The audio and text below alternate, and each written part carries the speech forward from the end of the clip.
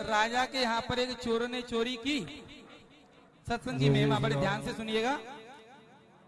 एक राजा के यहाँ एक चोर ने चोरी की और चोरी करके वो भाग गया। चोर के पद चिन्हों का पीछा करते करते राजा के दूत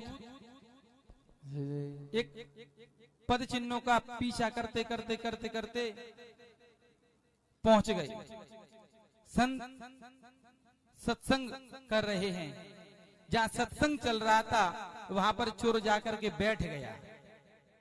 जिस प्रकार यहाँ सत्संग चल रहा है ऐसे ही वहां भी सत्संग चल रहा था। चोर चोरी करके आया और उसी सत्संग में भक्त वृंदों के समूह में आकर के विराजमान हो गया और महाराज श्री की कथा श्रवण करने लगा। सत्संग में महाराज श्री प्रवचन कर रहे थे कि किसी व्यक्ति ने कितने भी बड़े से बड़े पाप किए हों, कितने भी बड़े दुष्कर्म किए हों, यदि वो व्यक्ति बड़े भाव से संकल्प पूर्वक कहता है, हे भगवान आज के बाद में मैं कोई भी गलत कार्य नहीं करूंगा, कोई भी पाप कर्म नहीं करूंगा, मैं आपका हूं और आप मेरे हैं, इतना कहने मात्र से उसके सारे पाप ताप संताप दूर हो जाते हैं। उसका मानो एक नया जन्म उसको मिल जाता है। तो उस चोर ने भी सत्संग में बैठे बैठे संकल्प कर लिया कि भगवान मेरे से बहुत बड़े बड़े अपराध हुए हैं, मैंने बहुत चोरियां की हैं, मैं एक बहुत बड़ा चोर हूं, मेरे से जो अपराध हो गए सो हो गए, लेकिन आज मैं संकल्प करता हूं इस सत्संग में बैठा बैठा कि आज के बाद कोई भी मैं पाप कर्म नहीं करूंगा। इतना कहने मात्र से उसके सारे पाप दूर हो गए।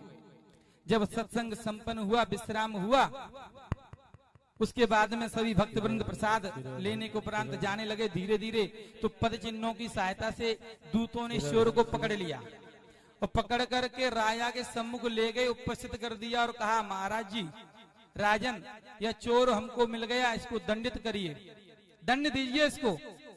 अब उसको बोलने लगे कि आपने चोरी की है। चोर कहता है मैंने चोरी नहीं की है।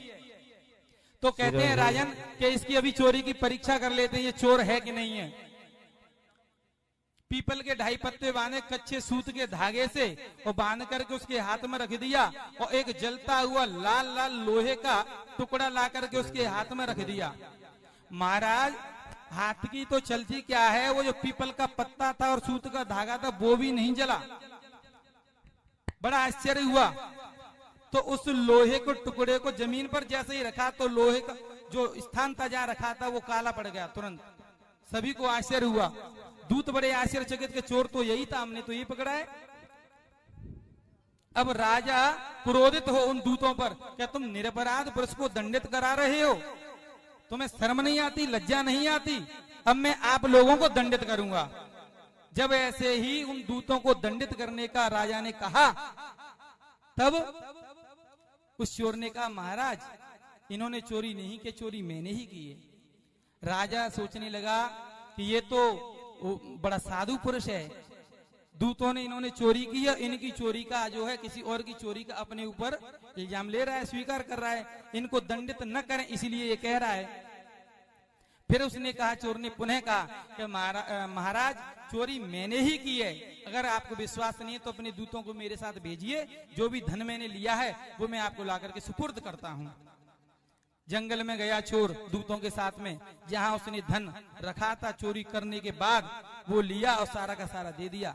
राजा को बड़ा आश्चर्य हुआ कि चोर यही है, और हमने परीक्षा भी कर ली लोहे के जो टुकड़े से इसके हाथ भी नहीं जले। तब उसने कहा कि महाराज मैं सत्संग में चोरी करने के बाद चला गया था, संत महात्मा ने वहां उपदेश दिया था, मैंने वो श्रवण किया और उस श्रवण के प्रभाव से मेरे अंदर परिवर्तन हो गया। मैंने संकल्प किया था कि मेरे द्वारा जितने भी पाप किए गए हैं हो गए सो हो गए, आज के बाद मैं पाप नहीं करूंगा, मैंने संकल्प कर लिया था। तो संत कह रहे थे कि जो भी ऐसी बात कहता है कि मैं भगवान का हूं, आज के बाद कोई दुष्कर्म पाप कर्म नहीं करूंगा, उसका नया जन्म हो जाता है। मैंने जो पाप किए तो वो पिछले जन्म में किए थे, मेरा तो नया जन्म हो गया है। ऐसी दिव्य सत्संग की महिमा है। बोले संत भगवान।